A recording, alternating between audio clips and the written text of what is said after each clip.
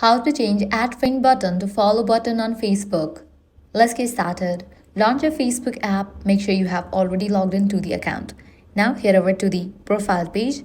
For that, click on the profile picture given at the top left. You'll be directed to the profile page. Now click on three dots given over here. You'll be directed to profile settings page.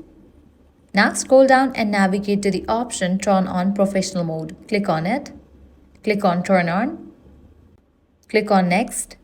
Click on Next for all the option. Choose your default audience and click on Next. Click on Confirm. Click on Next. Click on Go to Professional Dashboard.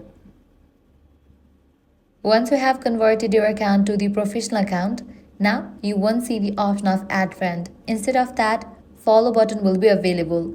So that's a wrap for this video. This way you can easily change Add Friend button to Follow button on Facebook. If this guide helped you out, don't forget to like, share and subscribe.